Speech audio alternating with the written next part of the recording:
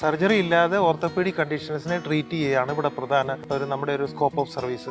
നമ്മുടെ ഹോസ്പിറ്റലിൽ എന്തൊക്കെ ചികിത്സയാണ് ചെയ്യുന്നത്? സ്പോർട്സ് ഇഞ്ചുറീസ്, അതിന്റെ റീഹാബിലിറ്റേഷൻ, അതിന്റെ സ്പോർട്സ് ഇഞ്ചുറി മാനേജ്മെന്റ്, അതെല്ലാം ഇവിടെ ചെയ്യുന്നുണ്ട്. സാറിന് മർമ്മ ഡോക്ടറാണ്, അതുകൊണ്ടാണ് കൃഷിയുടെ മർമ്മ പറഞ്ഞ് പണിതിറക്കിയേക്കുന്നത്. രോഗികൾക്കൊക്കെ ഒന്ന് ഒരു ഫ്രണ്ട്ലി ആയിട്ടുള്ള ഒരു അറ്റ്മോസ്ഫിയർ ക്രിയേറ്റ് ചെയ്യാനാണ് ചെയ്തേക്കണം. നാളികേരം ഇല്ല ഒരവസ്ഥയിലേക്ക് എത്തി. എല്ലാവരും മറ്റ് കൃഷികളുടെ പുറകെ പോകുമ്പോൾ ഈ തെങ്ങിനെ സംരക്ഷിക്കാൻ ആരുമില്ല. വെളിച്ചെണ്ണയുടെ പ്രസക്തി ഇന്ന് കൂടി വരിക. ഒരു കാലത്ത് അങ്ങനെ ഒരു ഇമേജ് ഉണ്ടാക്കിയിരുന്നു. പലരും സൺഫ്ലവർ ഓയിലിനും തവിട് എണ്ണയ്ക്കൊക്കെ പുറകെ പോയവർ വീണ്ടും തിരിച്ച് ഇപ്പോൾ മനസ്സിലാക്കി കഴിഞ്ഞു ഇതിലൊക്കെ നല്ലത് തീർച്ചയായിട്ടും വെളിച്ചെണ്ണ തന്നെയാണ്. ആയുർവേദ ചികിത്സയ്ക്കൊപ്പം തന്നെ കൃഷി നടത്തുന്ന ഒരു ഡോക്ടറെ ഞാൻ പരിചയപ്പെടുത്തി തരാം. ഇദ്ദേഹമാണ്. നമസ്കാരം സാർ. നമസ്കാരം. സാറിന്റെ ക്ലിനിക്ക് അല്ല, ഹോസ്പിറ്റൽ. അതെ, വലിയ ഹോസ്പിറ്റലാണ്. ക്ലിനിക്ക് അല്ല കേട്ടോ, ഹോസ്പിറ്റലാണ്. എനിക്കാണ് തെറ്റ് പറ്റിയത്. ഈ പ്രദേശത്ത് മുഴുവൻ കൃഷി നടത്തിയേക്കാണ്. ഇപ്പൊ നെല്ലിട്ടേക്കുന്നു, ഇടയ്ക്ക് ഇടവേള കൃഷിയും ചെയ്യും അല്ലെ. ഇതിൽ കാണാൻ കുറെ നല്ല സ്ഥലങ്ങളുണ്ട്. നമുക്ക് അങ്ങോട്ട് പോയിട്ട് സാറിനോട് കുറച്ചുകൂടെ കാര്യങ്ങൾ ചോദിക്കാം.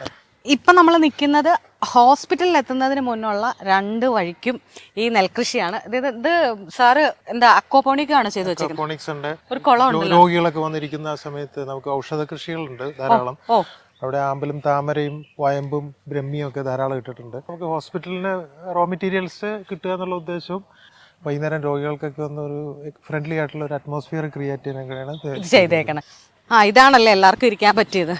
ഇത് കണ്ടമായിട്ടുള്ള പ്രദേശമായിരുന്നു. അതെ, നമ്മളെ ഒരു കുളം ക്രിയേറ്റ് ചെയ്തതിന്റെ ഉദ്ദേശം എന്ന് വെച്ച് കഴിഞ്ഞാല് നമ്മുടെ ഒരു കാലഘട്ടത്തില് നമുക്ക് ധാരാളം കുളങ്ങൾ ഉള്ളതായിരുന്നുകൊണ്ടാണ് നമുക്ക് വെള്ളത്തിന്റെ സോഴ്സ് ആയിട്ട് മെയിൻറ്റെയിൻ ചെയ്തത്. നമുക്കൊരു ഒരു വെള്ളം നമുക്ക് വേനൽക്കാലത്ത് സമൃദ്ധമായിട്ട് കിട്ടണമെങ്കിൽ വാട്ടർ ഷെഡുകൾ ഉണ്ടാവണം. അപ്പോൾ കൃഷി എന്ന് പറയുമ്പോൾ നെൽകൃഷി മാത്രമല്ല എൻ്റെ ഉദ്ദേശം. നെല്ല് കിട്ടുക, ഒപ്പം തന്നെ പ്രകൃതി സൗഹൃദമായിട്ട് ഈ അന്തരീക്ഷത്തെ മെയിൻറ്റെയിൻ ചെയ്യുക. നമുക്ക് ഏറ്റവും ഡ്രോട്ട് ഉണ്ടായിരുന്ന ഒരു വർഷം പോലും നമുക്ക് ഇവിടെ വെള്ളത്തിന് സ്കേഴ്സിറ്റി വേനൽക്കാലത്ത് ഉണ്ടായില്ല.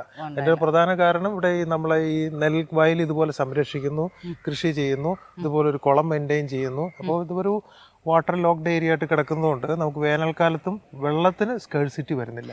ഞാൻ സ്ഥലം പറഞ്ഞില്ല, തൊടുപുഴയിലാണ്. വെമ്പിളി ആയുർവേദ ഹോസ്പിറ്റലിലാണ് ഞാനിപ്പോൾ വന്നിരിക്കുന്നത്. പ്രധാനപ്പെട്ട ഡോക്ടറാണ്. നല്ല തിരക്കാണ്. ഇപ്പോൾ OP നടന്നുകൊണ്ടിരിക്കുകയാണ്. അവിടെ നിന്നാണ് ഞാൻ വലിച്ചെടുത്തുകൊണ്ട് വന്നത്. ഒരു 10 മിനിറ്റ് അല്ല ഡോക്ടറെ?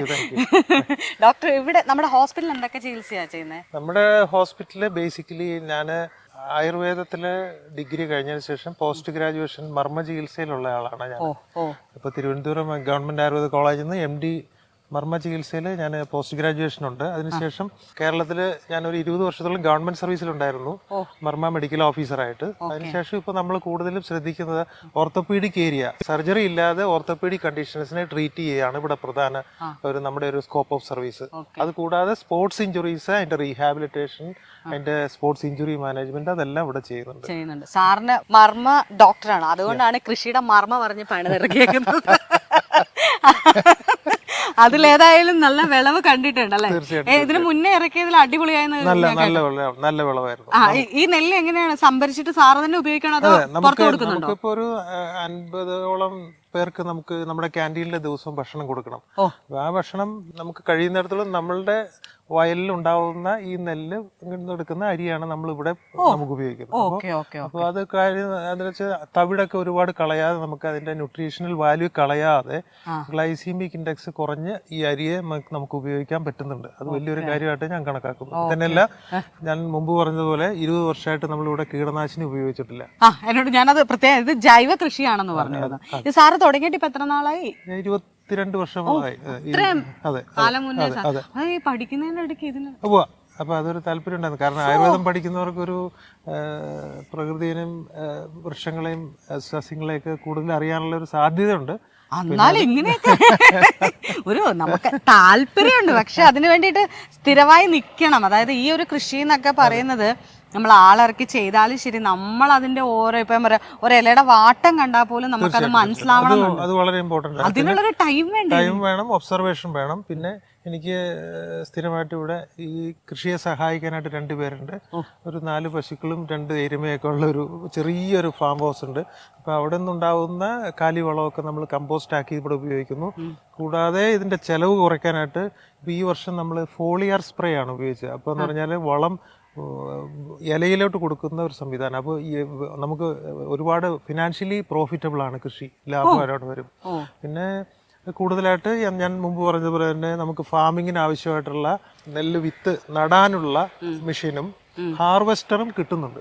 അപ്പൊ അതുകൊണ്ട് നമുക്ക് കൃഷി ലാഭകരമായിട്ട് പോകും. ഇത് പണ്ട് നമ്മള് സയൻസിനകത്ത് ഇങ്ങനെ ഒരു ചക്രം വരയ്ക്കും, അതായത് ഇങ്ങനെ പാമ്പിനെ ഇന്നത് തിന്നും, അത് തിന്നിട്ട് ഇങ്ങനെ തിന്നും, മനുഷ്യൻ വരും, പക്ഷി വരും, ഇങ്ങനെ ഒരു ലൈഫ് സൈക്കിൾ പോലെയാണ് സാറിന് ഇവിടുത്തെ. ഈ കൃഷിയിലെ ഫുഡ് എടുത്ത് നമ്മള് ഈ കൃഷിയിലെ വിളവെടുത്ത് അവിടെ കുക്കിങ്ങിന് എടുക്കും. ഈ കൃഷിക്ക് വേണ്ട കാര്യങ്ങൾ പശു തൊഴുത്തിന്ന് അല്ലെ അവിടെ നിന്ന് ഒപ്പിക്കാം. മൊത്തം ഇവിടെ മൊത്തത്തിൽ ഇങ്ങനെ എന്താ പറയാ, ഒന്നും നമ്മൾക്ക് മുറിച്ച് കളയാൻ പറ്റില്ലാതെ എല്ലാ ഭാഗങ്ങളും നടുക്കഷ്ണം എന്ന് പറയുന്ന പോലെ എല്ലാ ഭാഗങ്ങളും ഒരേപോലെ ഉപയോഗിക്കുന്ന ഒരു സ്ഥലം. ഇന്റർലിങ്ക്ഡ് ആണ്. പ്രകൃതിയിലെ എവിടെയെങ്കിലും ചെയിൻ, ഫുഡ് ചെയിൻ എന്നാണ് പറയുന്നത്. ഫുഡ് ചെയിൻ, ഈ ഫുഡ് ചെയിൻ എവിടെയെങ്കിലും ബ്രേക്ക് ആവുമ്പോഴാണ് നമ്മുടെ ഇന്നത്തെ കാണുന്ന അസ്വസ്ഥതകൾ മുഴുവനത്തിന്റെ ഒരു പ്രധാന കാരണം.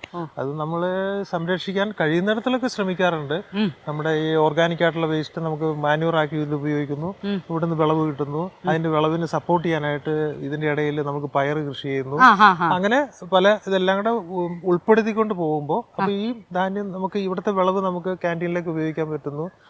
അതിനെ സപ്പോർട്ട് ചെയ്യാനായിട്ടുള്ള നമ്മുടെ ഫാമിലെ ഇവിടുത്തെ വൈക്കോല് നമ്മൾ ഉപയോഗിക്കുന്നു. ആ ചാണകത്തിന്റെ വേസ്റ്റും കമ്പോസ്റ്റും വേസ്റ്റും കൂടെ കൂട്ടി അത് മണ്ണിന്റെ കമ്പോസ്റ്റോ ആ രീതിയിലൊക്കെ ആക്കിയിട്ട് നമ്മളത് വീണ്ടും ഒരു സൈക്ലിംഗ് ആണ് നടക്കുന്നത്. അതൊരു ഫുഡ് ചെയിൻ ബ്രേക്ക് ആവുമ്പോഴാണ് പലപ്പോഴും പ്രശ്നം ഉണ്ടാവുന്നത്. അറിവിശിക്കനോ എങ്ങും ഒന്നും കളയുന്നില്ല, ഒരു സാധനമൊന്നും എങ്ങും കളയുന്നില്ല അല്ലേ? അല്ലെ, സാറിന്റെ പിശുക്ക് നല്ലതാണ്, കാരണം അത് പ്രകൃതിനെ അങ്ങനെ തന്നെ നിലനിർത്താനാണ്. അത് സാറ് പറഞ്ഞ പോലെ തന്നെ ആയുർവേദം പഠിച്ചവർക്ക് കുറച്ചുകൂടെ പുല്ലിനോടും പ്രകൃതിയോടും ഭയങ്കര ഒരു അറ്റാച്ച്മെന്റ് വരും. ഇത് നിലനിർത്തേണ്ട ആവശ്യകത എനിക്ക് തോന്നുന്നു മറ്റാരെ കഴിഞ്ഞ് നിങ്ങൾക്കാണ്. തീർച്ചയായിട്ടും ആയുർവേദം ഏറ്റവും നേരിടുന്ന ഭീഷണിയും നമുക്ക് കൃത്യമായുള്ള റോ മെറ്റീരിയൽസ് കറക്റ്റ് ആയിട്ട് കിട്ടുന്നില്ല എന്നുള്ളതാണ്. അപ്പൊ റോ മെറ്റീരിയൽസ് സംരക്ഷിക്കണമെങ്കിൽ പ്രകൃതിയിൽ നമുക്ക് അതിന്റെ ബാലൻസ് കളയാതെ സംരക്ഷിക്കേണ്ട ചുമതല ഏറ്റവും കൂടുതലുള്ളത് ഇന്ന് ആയുർവേദ ഡോക്ടേഴ്സിനാണ്. അപ്പൊ അതിന്റെ ഒരു പ്രതിനിധി എന്നുള്ള രീതിയിൽ എനിക്ക് വളരെ സന്തോഷമുണ്ട് ഈ കാര്യങ്ങൾ ചെയ്യുന്നത്. ഞാൻ ആദ്യമായിട്ടാണ് കേൾക്കുന്നത് ഒരു ഡോക്ടർ അല്ലെങ്കിൽ ഒരു ആയുർവേദ ഡോക്ടർ ഇങ്ങനെ ഒരു കൃഷിയൊക്കെ നടത്തി ഇങ്ങനെ. അതാണ് ഞാൻ സാറിനെ ഒന്ന് സമീപിക്കാൻ തന്നെ ഒരു കാരണം. സാറിന്റെ പരിചയത്തിൽ ആരെങ്കിലും? ധാരാളം ആൾക്കാർ ഇപ്പോൾ പുതിയ യുവ സംരംഭകരും ഡോക്ടേഴ്സും ഒക്കെ ഈ രംഗത്തേക്ക് വരുന്നുണ്ട്. നമുക്കിപ്പോൾ അറിയാമല്ലോ, ഇപ്പോൾ മറ്റ് സംസ്ഥാനങ്ങളുമായിട്ട് ബന്ധിപ്പിക്കുമ്പോൾ കമ്പയർ ചെയ്യുമ്പോൾ കേരളത്തിലെ കൃഷി ഇടങ്ങൾ കുറഞ്ഞു വരുന്നു. അപ്പോൾ നദീജല സംരക്ഷണം പോലെ തന്നെ കൃഷിയും വളരെ ഇമ്പോർട്ടൻ്റ് ആണ്. അത് ആ പ്രൊഡക്റ്റ് ഉണ്ടാവുക എന്നുള്ളതിനേക്കാൾ ഉപരി നമ്മുടെ ഈ എൻവയോൺമെന്റ് ബാലൻസ് കീപ്പ് ചെയ്യാൻ കൃഷി ഏറ്റവും ആവശ്യമായിട്ടുള്ള ഒരു കാര്യമാണ്. അതിന് എന്നാൽ പറ്റുന്ന കാര്യങ്ങൾ ഞാൻ ചെയ്യുന്നുണ്ട്, അത്രമാത്രം. ഫാമിലി ഇവിടെ തന്നെയാണോ? അതെ, അത് ഇവിടെ തന്നെയാണ്. ഞാനിവിടെ 5ാമത്തെ തലമുറയിൽ ആയുർവേദം പ്രാക്ടീസ് ചെയ്യുന്ന ആളാണ്. ഇവിടെ തന്നെയാണോ വീട്? ഫാമിലി വീട് ഇത് വീട്. ഓക്കെ ഓക്കെ, ഇവിടെ. Okay okay. അപ്പൊ വേറെ എങ്ങും പോവണ്ട. ഇതൊരു സാമ്രാജ്യമാണ്, ഇതൊരു ജില്ലയാണ്, ഇതൊരു സംസ്ഥാനമാണ്. അത് അങ്ങനെ തന്നെ അവർ പ്രഖ്യാപിച്ചേക്കാണ്. ഇവർക്ക് വേറെ എങ്ങും പോവണ്ട, എല്ലാം ഇവിടെ തന്നെ ഉണ്ട്. എങ്ങനെയാണ് നമ്മൾ കിടത്തി ചികിത്സയൊക്കെ? നമുക്ക് 30 രോഗികളെ കിടത്തി ചികിത്സിക്കാനുള്ള സൗകര്യമുണ്ട്. ഇന്നിപ്പോ നമുക്ക് ഇപ്പോ നിലവില് നമുക്ക് കേരളത്തിലെ എല്ലാ സംസ്ഥാനത്തു നിന്നുള്ള രോഗികളുണ്ട്.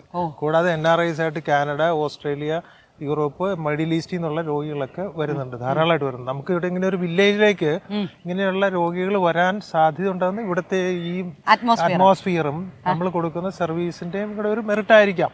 എന്തോ നമുക്ക് നന്നായിട്ട് മെയിൻറ്റെയിൻ ചെയ്യാൻ പറ്റുന്നത് ഈ ഒരു പ്രകൃതിയുടെ സംരക്ഷണം കൂടി ഇതിൻ്റെ അകത്തൊരു ഭാഗമാണെന്ന് ഞാൻ വിചാരിക്കുന്നു. ഓക്കെ, അത് നല്ലതാണ് സാറേ. സാറ് പറഞ്ഞ പോലെ നമുക്ക് എന്തും ഉണ്ടാക്കാൻ പറ്റും, പക്ഷെ അത് സസ്റ്റെയിൻ ചെയ്തു അതൊരു ഭയങ്കര പാടുള്ള ഒരു കാര്യം. അത് നിലനിർത്തിക്കൊണ്ട് പോകുന്നത് സാറ് പറഞ്ഞ പോലെ ഉത്തരവാദപ്പെട്ടവരുടെ കാര്യം. ഇപ്പൊ എനിക്കാണെങ്കിൽ ഒരു വേസ്റ്റ് എങ്ങോട്ടെങ്കിലും സിമ്പിളാണ്, എന്റെ ഒക്കെ പണി കഴിഞ്ഞു. പക്ഷെ അത് അങ്ങനെ വേസ്റ്റ് കളയരുതെന്നും അതിനെ അതേപോലെ നിലനിർത്തണം എന്നുള്ള ഒരു ബോധ്യം ഉണ്ടെങ്കിൽ ഞാനൊക്കെ അത് ചെയ്യാതിരിക്കും. തീർച്ചയായിട്ടും നല്ല മണ്ണ്, നല്ല വായു, നല്ല ജലം ഇതാണ് ബേസ്. അതിന് നല്ല ഈ തരത്തിലുള്ള കൃഷി ഒരു സംസ്കാരമായിട്ട് തന്നെ മാറേണ്ടതാണ് കേരളത്തിന്റെ ആവശ്യം. അടിപൊളി. സാറിന് ഇതുവരെ സർക്കാർ ആരും കണ്ടില്ല? കണ്ടില്ല സർക്കാർ, പിന്നെ നമ്മൾ കാണാറുണ്ട്. അങ്ങനെയല്ല ചോദിച്ചേ, സാറിനെ കാണേണ്ട പോലെ കണ്ടു ഒരു അവാർഡൊക്കെ അല്ല. ഞാൻ പറഞ്ഞ അങ്ങനെയല്ല, ഇങ്ങനെയൊക്കെ ചെയ്യുക എന്ന് പറയുന്നത് ഞാൻ പറഞ്ഞില്ലേ, ചെയ്യാൻ എനിക്ക് പറ്റും. എനിക്ക് നാളെ പോയ കൃഷി തുടങ്ങാന്നുകൊണ്ട് ആവേശത്തിൽ ചെയ്യാൻ പറ്റും. പക്ഷെ അത് തുടർച്ചയായിട്ട് കൊണ്ട് എന്നെ കൊണ്ട് പറ്റൂല. എന്നെ കൊണ്ടല്ല, അത് ഞാൻ പറഞ്ഞില്ല, ഒരു പാഷൻ ഉണ്ടാവണം, അതിനോട് നിലനിർത്താൻ. ആ കാര്യത്തിൽ പറഞ്ഞത് ശരിയാണ്. എന്തും തുടങ്ങി വെക്കാം, നിലനിർത്താനാണ് ബുദ്ധിമുട്ട്, സസ്റ്റെയിൻ ചെയ്യാനാണ് ബുദ്ധിമുട്ട്. സൃഷ്ടി വളരെ ഈസിയാണ്, സ്ഥിതിയാണ് ബുദ്ധിമുട്ടായിട്ടുള്ളത്. സംഹാരം എനിക്കൊക്കെ ഇത് കൂടാതെ നമുക്ക് ആവശ്യമായിട്ടുള്ള കഴിയുന്നിടത്തോളം നമ്മള് ഔഷധ സസ്യങ്ങൾ ചോദിക്കാൻ നട്ടു വളർത്തുന്നുണ്ട്. അത് കൂടാതെ നമുക്ക് ഇന്നിപ്പോ അറിയാം, കേരളം എന്നുള്ള പേരേ ഉള്ളൂ, ഇവിടെ നാളികേരം ഇല്ല. ഇതൊരവസ്ഥയിലേക്ക് എത്തി. കാരണം എല്ലാവരും മറ്റ് കൃഷികളുടെ പുറകെ പോകുമ്പോൾ ഈ തെങ്ങിനെ സംരക്ഷിക്കാൻ ആരുമില്ല. അപ്പൊ ഇതും വളരെ ഇമ്പോർട്ടന്റ് ആണ്. ശരിക്കും പറഞ്ഞാൽ കൽപ്പവൃക്ഷമാണ് തെങ്ങ്. തെങ്ങിന്റെ ഒരു ഭാഗം പോലും നമുക്ക് ഉപയോഗമില്ലാത്തതില്ല. തന്നെയല്ല, വെളിച്ചെണ്ണയുടെ പ്രസക്തി ഇന്ന് കൂടി വരിക. ഒരു കാലത്ത് തീർച്ചയായിട്ടും ഒരു കാലത്ത് അങ്ങനെ ഒരു ഇമേജ് ഉണ്ടാക്കിയിരുന്നു. എന്നിട്ട് പലരും സൺഫ്ലവർ ഓയിലിനും തവിട് എണ്ണയ്ക്കൊക്കെ പുറകെ പോയവർ വീണ്ടും തിരിച്ച് ഇപ്പോൾ മനസ്സിലാക്കി കഴിഞ്ഞു, ഇതിലൊക്കെ നല്ലത് തീർച്ചയായിട്ടും വെളിച്ചെണ്ണ തന്നെയാണ്. ലോറിക് ആസിഡ് ഒക്കെ ഉണ്ട് അതിൻ്റെ അകത്ത് ധാരാളം. കൃത്യമായ നല്ല വെളിച്ചെണ്ണയാണെങ്കിൽ അത് ഏറ്റവും നല്ലതാണ്. വെളിച്ചെണ്ണ മാത്രമല്ല, ഈ തെങ്ങിൻ്റെ എല്ലാ കാര്യങ്ങളിലും നമുക്കൊരു ഔഷധ ഗുണമുള്ള സംഭവമാണ്. അപ്പോൾ ആ തെങ്ങിനെ സംരക്ഷിക്കുക എന്നുള്ളതും ഒരു മലയാളിയെ സംബന്ധിച്ചിടത്തോളം ഏറ്റവും പ്രധാനപ്പെട്ട ഒരു കാര്യമാണ്. അതെ, ഞാൻ ഇവിടെ കണ്ടിരുന്നത് ഭയങ്കര രസമാട്ടോ. ഇവിടെ ഫുള്ള് ഈ പറഞ്ഞ പോലെ ഒരു ഭയങ്കര ആംബിയൻസ് ആണ്. ഇപ്പം ഒരു ഹോസ്പിറ്റലിന് വേണ്ടിയിട്ട് മെയിൻറ്റെയിൻ അല്ല, തീർച്ചയായിട്ടും അത് പുറത്തുനിന്ന്, പ്രത്യേകിച്ചും വിദേശത്തു നിന്ന് വരുന്നവർക്കും വളരെ ബിസി ആയിട്ടുള്ള ലൈഫിൽ നിന്ന് ഇവിടെ ട്രീറ്റ്മെന്റിന് വരുന്നവർക്ക് അത് വളരെയധികം ഇഷ്ടപ്പെടുന്നുണ്ട്. അവർക്ക് ഈ പ്രകൃതിയെ നിന്ന് തന്നെ അവർക്ക് ഒരു ഹീലിംഗ് കിട്ടുന്നുണ്ടെന്നാണ് അവർ പറയുന്നത്. അപ്പൊ തന്നെ പകുതി അസുഖം കുറഞ്ഞു, ബാക്കി ട്രീറ്റ്മെന്റ് എടുത്താൽ മതി. നമ്മള് തമാശക്കാണ് പറയും ഈ കേരളത്തിന്റെ പച്ചപ്പും ഹരിതാഭയും ഒക്കെ നിലനിർത്തണത്. പക്ഷെ അങ്ങനെ നിലനിർത്തിക്കൊണ്ട് തന്നെ തന്റെ പ്രൊഫഷനും അതേപോലെ കൊണ്ടുപോകുന്നുണ്ട്. അതാണ് നമ്മൾക്ക്, ഞാൻ പറഞ്ഞില്ല, നമ്മൾക്ക് പ്രൊഫഷൻ ഒരെണ്ണം ഉണ്ടാവും, പാഷൻ ഒരെണ്ണം ഉണ്ടാവും. പാഷനും പ്രൊഫഷനും ഒരേ ലെവലിൽ കൊണ്ടുപോകുന്നതാണ് സാറ്. സാറ് എന്താണെങ്കിലും സാറിനെ പോലെ ഒരാളെ പരിചയപ്പെടാൻ കഴിഞ്ഞാൽ ഭയങ്കര സന്തോഷം. Thank you very much. Thank you very much. Thank you very much. Thank you very much once again.